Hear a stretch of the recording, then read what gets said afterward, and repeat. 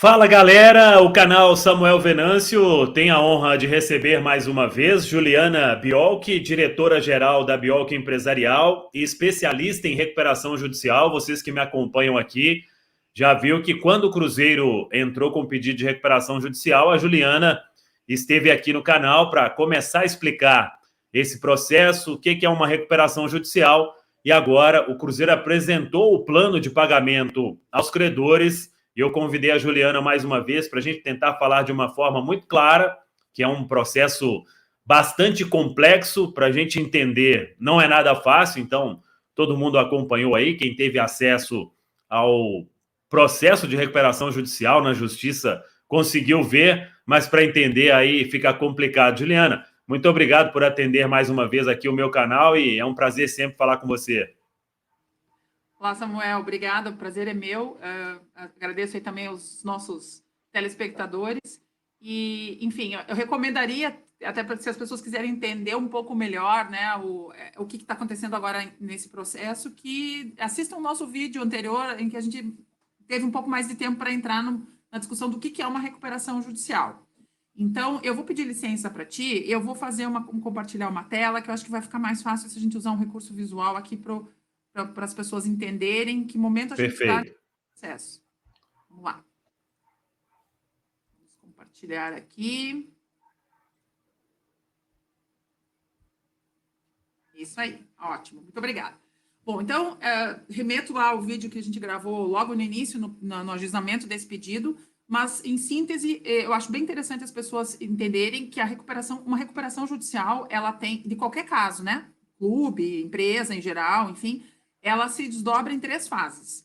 Uma fase postulatória, que a gente chama, né? Um nome estranho aí, mas para dizer que está postulando, que está pedindo, né? Então, o devedor, ele busca o judiciário, ele apresenta um pedido, que a gente chama de petição inicial, que tem um monte de requisitos, é extremamente complexo formar esse primeiro pedido, e nessa postulação, nesse pedido, ele pede a proteção do Poder Judiciário através de um processo de recuperação judicial para que ele possa negociar com os seus credores a sua reestruturação. Isso serve para qualquer devedor, seja ele, como eu falava antes, empresa, seja ele produtor rural, seja ele um clube de futebol, como é o caso do Cruzeiro. Essa fase postulatória, ela é a fase em que o juiz vai analisar se está tudo ok, se o pedido está de acordo com a lei, vai verificar todos os documentos que foram apresentados, e muitas vezes o juiz manda fazer uma perícia, que chama constatação prévia, que de fato, no caso do Cruzeiro, ela, se eu não estou equivocada, ela aconteceu. Com a constatação prévia, o que serve? Vão lá, o perito vai lá na sede da empresa para ver se realmente está tudo funcionando, se está tudo certinho, porque a gente teve muitos casos aí de recuperação judicial no passado, ajuizados já com atividades paradas, mas isso é uma outra discussão. Então, essa constatação prévia, essa perícia prévia, melhor dizendo, agora com a reforma da lei, esse é o termo correto, ela serve para isso. Se o juiz entende, então, que está tudo de acordo com a lei, que a atividade está acontecendo, no caso, o clube está rolando, está rodando, né? Está tudo certo, ele vai deferir o pedido. Deferindo o pedido, ele nomeia o administrador judicial. No caso do Cruzeiro, foram 2 administradores judiciais nomeados para, né, tocar o processo daqui para frente. E, nesse momento, encerra a fase postulatória, encerra a fase de fazer pedidos de parte do devedor. E começa uma segunda fase, que é a fase que a gente está hoje, que é a fase deliberativa. Então, a palavra deliberativa que já mostra que a gente vai tomar decisões, né? Estamos aqui deliberando. Deliberando o quê? Deliberando a proposta de renegociação ou de reestruturação desse clube, aqui no caso, que vem num formato de plano de recuperação judicial. Então, esse documento super extenso aí que chegou no processo, né, tem 200 e poucas páginas entre anexos, mas que, na verdade, tem menos páginas em termos de conteúdo, ele é um grande contrato coletivo, né, que vai ser aprovado pelos credores ou não, né? Então, essa aprovação, essa discussão, esse vamos aprovar ou não, vamos melhorar aqui, vamos, né, ajeitar ali, enfim, essa dinâmica toda da negociação, ela acontece de forma mais intensa agora nessa fase deliberativa. No outro vídeo eu expliquei um pouco o que aconteceria se não aprovasse, se fosse para a Assembleia ou não, então eu também não vou aqui voltar para essa explicação, porque a gente vai demorar. Então, vou passar, e a gente tem um tempo curto, e as pessoas também têm aí as atividades, né? E é um termo técnico, também não quero cansar ninguém aqui. E quero partir para o que interessa, que é a questão aí de como é que vai ser paga essa dívida. Fechada essa deliberação, se der tudo certo, se for aprovado lá nas 4 classes que a gente vai enxergar depois, o plano passa para uma outra fase, o processo, desculpa, passa para uma outra fase, que é a fase executiva. O que é a fase executiva? É a fase de executar o plano está aprovado, agora a gente vai cumprir. Aqui vai iniciar um período de supervisão que pode chegar até 2 anos, em que justamente o papel do AJ passa a ser, o administrador judicial, né, passa a ser o de acompanhamento das atividades, apresentando relatórios no processo e tudo mais. Então, a recuperação judicial do Cruzeiro, ela está no ponto alto aqui dessa fase deliberativa, que é a apresentação do plano. Esse plano do Cruzeiro veio com a seguinte estrutura de proposta de pagamento dos credores. Tem várias outras coisas ali no plano, né? O plano tem, deixa eu até para ser precisa aqui, ele tem 27 páginas, ele fala de outras questões, mas o que interessa aqui nesse momento para a gente entender bem é o plano de pagamento dos credores. Isso é o que está mais chamando a atenção e assim funciona em todas as recuperações judiciais, né? Quando é que a gente vai receber aqui o que a gente tem para receber? Então, no plano do Cruzeiro se montou a seguinte estrutura. São dois grandes ramos aqui, 2 grandes troncos. Os credores em geral, e essa previsão de credores em geral, classe 1, 2, 3 e 4, até aqui, isso está na lei. Existe uma subclasse, que é a classe do CNRD, depois eu vou explicar o que é uma peculiaridade do clube, tá? E que veio para o plano aqui, é uma classe transversal. E depois tem um outro grupo, que são os credores que são parceiros, que são aqueles que vão dar alguma contrapartida. Então, eles têm um tratamento dentro do plano, que é um tratamento focado neles, né? Para parceiros na reestruturação. Então, é importante fazer esse tipo de aliança, e isso é uma técnica utilizada de forma muito comum nos planos por aí. Aí o Cruzeiro acabou fazendo da mesma maneira. Então, assim... Sobre esses parceiros aí, poderia ser, por exemplo, alguém que tem uma dívida maior, alguma coisa assim, e o clube procura para uma espécie, como diz aí, para ser uma parceria e pode envolver contrapartida, enfim, é por aí? É por aí. Depois a gente vai ver lá um certo ponto aqui da minha explicação quais são as condições para ser parceiro. Mas é isso, a lógica que traz é essa. Eu quero alguém do meu lado aqui me ajudando, em contrapartida entrego algum tipo de, eu não diria benefício, mas enfim, algum tipo de aliança. E isso é comum, é legal, isso está dentro da lei, a lei permite isso. A lei é uma lei de negociação, incentiva a negociação, né? Desde que essa subclasse ela seja aberta, aliás, essa classe, desculpa, dos credores parceiros, ela seja viável para todos, né? Não seja direcionado para o João, para a Maria e para o José, e deixar de fora o Pedro e o João, né? o Tiago, aí, para usar esses nomes, né? Seja impessoal, ela é legal, e aqui tá, pelo que eu observei, não enxerguei nenhuma dificuldade. Então, na classe 1, quem que são os credores da classe 1? Tá? Aqui é importante ajudar as pessoas a traduzir o que está, né, em linguagem técnica. A classe 1 são os créditos de natureza trabalhista. São os funcionários, né, são os advogados de várias ações que eventualmente tenham contra o clube, então crédito de honorários aqui é considerado também crédito trabalhista. E aqui dentro dos funcionários a gente tem funcionários dia a dia, jogador, enfim, todo mundo que algum dia teve um contrato de trabalho com o clube, tá? Então, nessa classe dos credores trabalhistas, que também entram aqueles eventuais acidentes de trabalho que eventualmente tenham acontecido, a gente tem duas faixas de pagamento.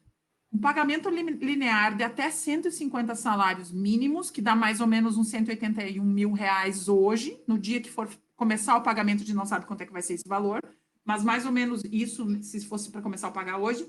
Esse valor não tem desconto, não tem carência, que seria um prazo para começar a pagar, e ele se dá a partir em 2 eventos, ele vai ser liquidado em 2 eventos. Um primeiro pagamento de 20 mil reais, feito em 6 meses, contados da data da homologação, sem que esse montante seja acrescido valor seco, como a gente costuma dizer. E um segundo evento de pagamento, que vai ser o saldo até 150, se houver, em 30 parcelas mensais, tá? Em 3 anos. É importante aqui as pessoas entenderem o seguinte, numa situação que envolve clube, é muito comum os créditos trabalhistas serem muito altos, diferentemente de empresas em geral, né? Comumente não é um valor tão grande, mas aqui a gente tem, eu não sei, no caso do Cruzeiro não cheguei a abrir para olhar, mas 18, 15, 20, 30 milhões, né? Pode ter valores bem expressivos. Os salários são altos, né?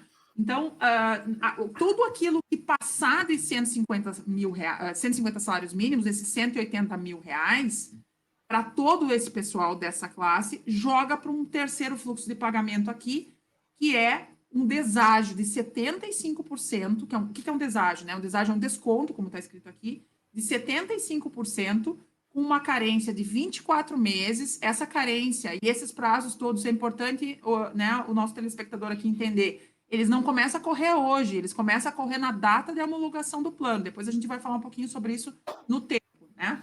E depois desses 24 meses, são pagos em 10 parcelas anuais. Então, na soma da carência mais o tempo para pagar, dá 12 anos para pagar esse valor que passa dos 150 salários mínimos com um deságio de 75%. Então, vamos botar um número aqui. Se um determinado credor tiver R$ 1 milhão para receber e ele for funcionário, seja qual foi a posição que ele ocupou, até 150 salários mínimos ele vai receber, desta forma aqui, 20 mil mais o saldo em 3 anos, e o que sobrar dos 150, então vamos lá, se sou advogado, vou botar advogado fazer conta é complicado, né? Mas 1 milhão mil, a gente estaria falando aí de torno de 820, né? 820 mil reais vai ter desconto de 75%. Então vai ter uma redução grande aí nesses 800 e poucos mil reais, tá?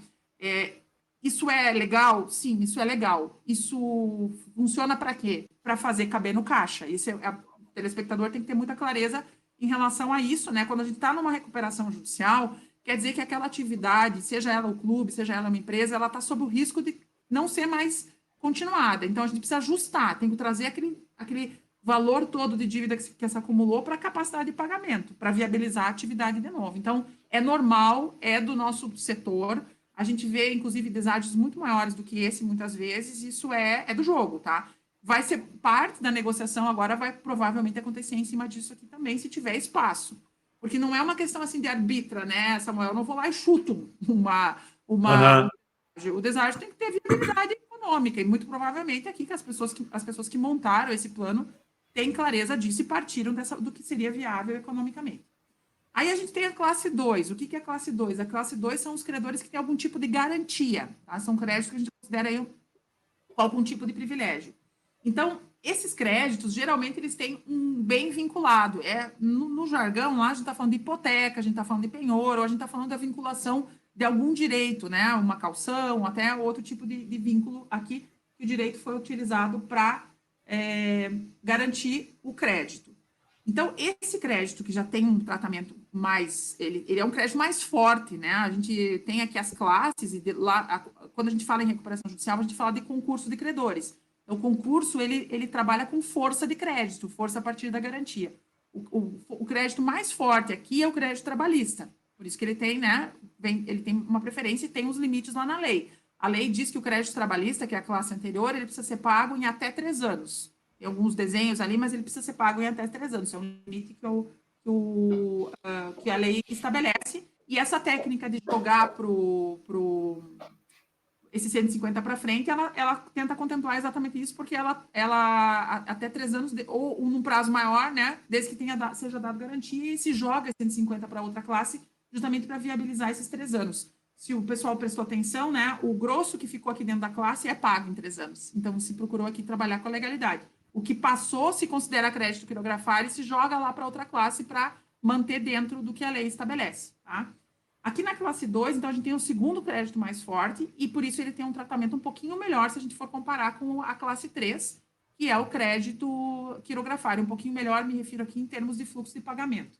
Então, a classe 2 são esses créditos com garantia, até o valor do bem vinculado, aí vai depender de cada contrato, né, de quanto que a gente está falando, ou do direito dado em garantia, não há desconto e será aplicada a carência de 1 ano contado da data da homologação do plano, dando-se pagamento integral em 7 anos, corrigidos pela TR, mais 6% de juro. Então, lá no plano, se as pessoas abrirem, elas vão enxergar isso aqui. No ano 2 paga 3%, no 3 paga 3%, assim sucessivamente até quitar na 8ª parcela, se somar tudo aqui, vai dar, né, 7 anos de pagamento, 1 mais 7. O que passa do valor do bem vinculado, então vamos supor assim, que tenha lá um terreno, né, que o clube tem um terreno, deu em garantia de um contrato bancário, o contrato bancário é 10 milhões, o terreno vale 8. Esses 2 que sobraram, vai cair como ser considerado um crédito quirografário, que é a classe seguinte, e ele vai ter um deságio de 75%, carência de 24 meses, começa a pagar 24 meses depois da homologação do plano, e é pago em 10 parcelas. Então, 24 meses mais 10 dá 12 anos de pagamento nesse fluxo que está aqui à direita, né? E com TR mais 2%, que é a correção monetária. A classe 3, aqui a gente costuma dizer que são os créditos que a gente chama de quirografar. Esse nome é meio esquisito, mas ele quer dizer, né, que são os créditos que não têm garantia nenhuma. Então, é a vala comum, como a gente fala, né? Significa isso. Eu fui lá, contratei um serviço e o meu credor emitiu uma duplicata e mandou o boleto para cobrança. Esse cara é quirografário, ele não tem uma garantia real, ele não tem qualquer mecanismo da lei que suba ele nessa ordem, né, das preferências. Então, quando a gente concede crédito para alguém, a gente sabe, né, deveria pelo menos saber o que está fazendo, para saber que vai, numa situação de crise, de concurso, vai cair aqui. Então, esse crédito da classe 3, do quirografário, ele tem duas faixas. Um pagamento linear de até R$150 mil, aqui já é um valor fixo, né? Não é mais salário mínimo, em que não haverá desconto nem carência e é pago em um único pagamento no prazo, aqui ficou faltando a linha, mas de 2 anos. Vai dar 12 parcelas no ano, são 24 meses, na verdade, 12 parcelas no ano, 12 no outro. O que passar dos 150 mil, então o meu crédito é 1 milhão, então até 150 eu recebo seco, que sobrou os 850, eu vou receber com 75% de deságio, então vai ter um desconto, né? 24 meses de carência, eu vou esperar 24 meses para receber, e aí, a partir da carência, são 10 parcelas anuais, com TR mais 2%. O fluxo de pagamento está aqui do lado. Vai do zero, sem pagamento nenhum no ano 1 e 2, até essas parcelas que a gente chama parcela em rampa. Ela vai subindo conforme, né, o fluxo. Isso aqui, com certeza, foi pensado numa melhoria de cenário, né, geral do clube, que ele vai melhorar aí a capacidade de geração de caixa. E a classe 4 são os credores ME e EPP. Talvez muitos deles estejam nos ouvindo aqui, são as micro e pequenas empresas, né? O ME e o EPP, no plano do Cruzeiro, ele tem uma faixa de pagamento de até 40 mil reais, que não tem desconto, não tem carência, e se liquida em um único pagamento no prazo de 12 meses contados da homologação, sem acréscimo de correção ou juro. Então, no primeiro ano, depois que o plano tiver homologado, paga tudo de uma vez só. O que passa de 40 mil cai na mesma lógica. 75% de deságio, 24 meses para começar a pagar, 9 parcelas anuais, o que soma aí 11 anos para pagar. Tá? A classe 4, eu acho que vale a pena as pessoas a gente chamar essa atenção aqui. O que acontece? Até um serviço de utilidade pública, Samuel. Quando o clube apresenta a sua lista de credores, ele vai mostrar quais são os credores da classe 4. Mas, muitas vezes, essa amostragem ela é feita pelo nome empresarial. Às vezes, a micro e pequena empresa, no cadastro do clube, em algum momento, por exemplo, ela não estava no Simples, ela não tinha no nome empresarial o ME e EPP, e hoje ela é ME e EPP. Isso pode acontecer, porque tem uma questão aqui de faixa de faturamento, tá? E o sujeito que entra até o 4 milhões e 800 de faturamento por ano, ele não é obrigado a entrar no Simples, então ele não é obrigado a ter no nome dele ME e EPP. Isso é importante as pessoas observarem. Se o sujeito está lá considerado como ME e EPP, aliás, se ele não está considerado como ME e EPP porque passou nesse filtro, não é uma má-fé, é um controle que às vezes falha, que ele vai pelo nome, faz sentido ele olhar para isso, porque com o administrador judicial que foi nomeado, com os administradores, ele consegue corrigir. Tá? E aqui, talvez, a pessoa que não tem um crédito muito grande, né, pelo fluxo de pagamento um pouco mais rápido, faz sentido sair da classe 4, 3, aliás, que é a anterior, que é essa aqui, né, da vala comum, em que vai levar 2 anos para receber, para cair nessa, porque até 40 mil, pelo menos, você vai, se tiver, né, dentro do 40 mil, ele vai receber de uma vez só. Então, faz sentido olhar aqui, se o sujeito é ME e EPP e está no lugar errado, faz sentido ele pensar em vir para o lugar certo, se isso beneficiar ele em termos de fluxo de pagamento. Aí cada caso vai se comportar um pouco diferente aqui nessa planilha, porque a faixa não é igual, né? Aqui a gente está falando de 150 mil sem deságio, aqui a gente está falando de 40. Então tem que observar isso aí. Feita a utilidade pública aqui da nossa conversa. Ótimo. E existe, Samuel, uma faixa transversal. O que é essa faixa transversal? É uma peculiaridade dos clubes. Os clubes têm um sistema de punições desportivas que roda dentro da CBF, dentro da CNRD, que é uma comissão, né, de solução de conflitos. Esse sistema significa, mais ou menos na prática, o seguinte: quando no contrato vincular a CNRD, se o contrato for descumprido, a CBF pode punir o clube desportivo, né? Aí tem direitos que vão sendo utilizados aqui, que ela tem autorização para vincular. É um tipo diferente de crédito, não é uma coisa normal, isso aqui é uma coisa, como eu falava antes, uma peculiaridade dos clubes. Então, ele transversaliza, por isso que eu coloquei aqui no início, né? Ele é uma categoria transversal, porque eu posso ter funcionário, eu posso ter crédito real, eu posso ter crédito quirografário, ou eu posso ter ME e EPP que cai nessa subclasse NRD, desde que no contrato tenha esse vínculo, essa costura, tá? Então, para esses caras aqui, o que está acontecendo? Tem um pagamento linear da respectiva classe, então, se ele for classe 1, classe 2, classe 3, classe 4, ele se sujeita àqueles 150 salários mínimos, 150 mil reais ou 40 mil reais, nas mesmas condições da classe. O que passa desse né, valor, desse grupo, desse número que foi arbitrado aqui, ele vai receber sem desconto nenhum, então é um benefício, né? E faz sentido porque a CNDD é prioritária, ela tem, né? Sim. Aí, ele melhora a qualidade desse crédito. E, se não me engano, são mais de 80 milhões de reais esses credores. Isso aí, eu não tenho o número exato agora aqui, mas aqui no caso do Cruzeiro é bem significativo. Cada clube tem a sua relação peculiar aqui, mas o caso do Cruzeiro é bem significativo. Então, não tem desconto, não tem carência e o pagamento ele é integral em 10 anos, tá? Com a correção monetária pela TR, 2% de juro ao ano. Aí, vejam também, de novo, aquela técnica da parcela em rampa, né? Vai subindo aos pouquinhos até chegar lá na última e paga, né, 25% que fecha os 10 anos de pagamento. Isso aqui é para o geralzão, tá? Todo mundo se sujeita aqui a essa matemática, esse funil, né? Existe agora, isso é uma técnica também normal, tá dentro da legalidade, isso não é uma prerrogativa do Cruzeiro, várias vezes a gente enxerga isso, de fazer as alianças. Então, os parceiros. O que são os parceiros financeiros? Tá? Aqui eu inverti, né? Podia ter escrito parceiros financeiros em si. São as instituições financeiras titulares de crédito decorrente de contratos financeiros. Eu estou lendo aqui um trechinho que eu tirei do plano. Vigentes na data do pedido de RJ. Então, quem tiver lá no dia do pedido de RJ, feito o contrato, seja do sistema, banco ou outro tipo de instituição financeira pertencente ao sistema, né, financeiro, e tenha um contrato lá no início, pode entrar nessa classe, mas precisa fazer outras coisas. Primeira, após a data do pedido, mediante acordo com a associação, a tomar parte em operações de crédito, esteja disposta a tomar parte em operações de crédito com a recuperanda ou com pessoa jurídica da qual a associação seja acionista. Então, aqui está a parceria.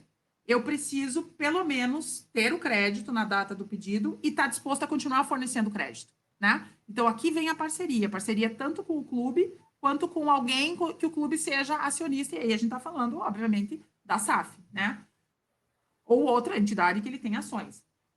Então, aqui tem uma cumulatividade, não é uma coisa ou outra, são as duas coisas. Votar favoravelmente ao PRJ ou manifestar sua adesão a ele por qualquer outro meio admitido na lei. Então, é parceiro tanto para continuar entregando dinheiro, como para votar a favor.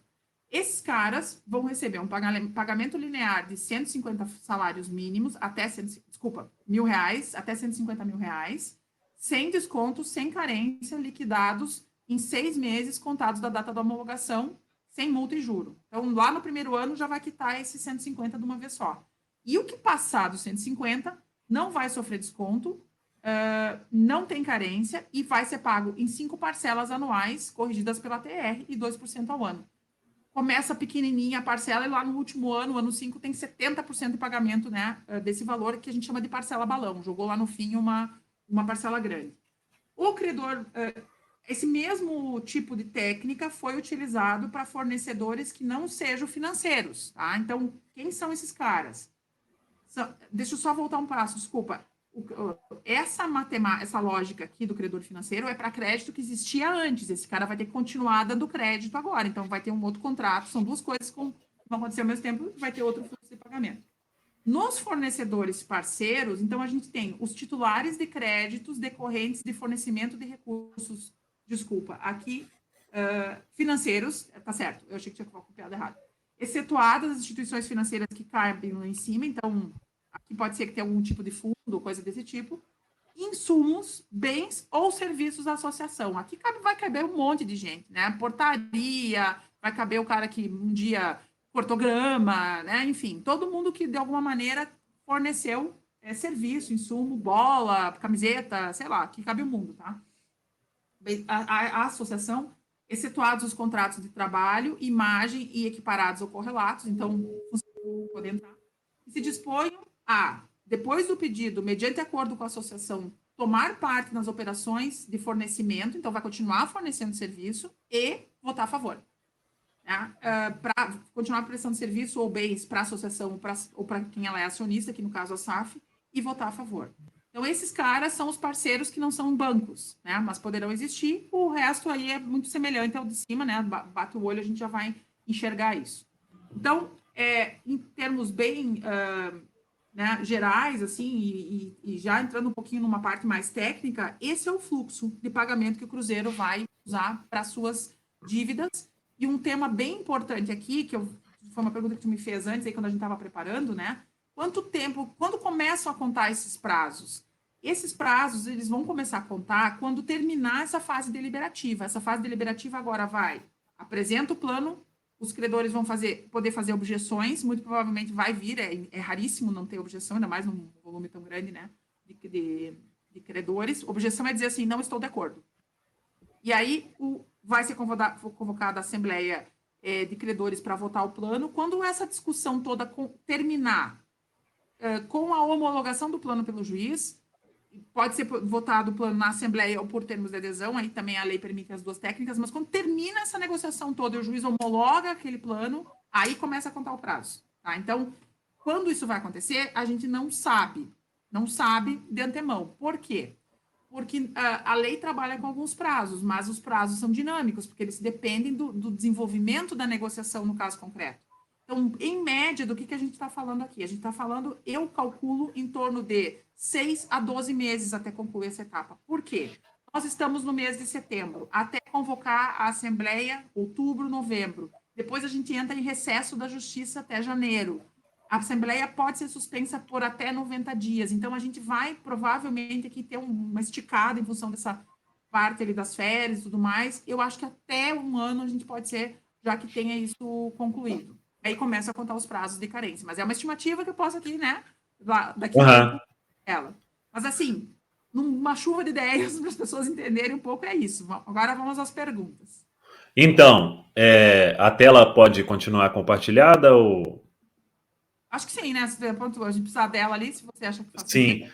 Por exemplo, o plano já seria aprovado imediatamente se ninguém falar nada, mas isso é impossível, né? Numa recuperação judicial. Sempre vai ter.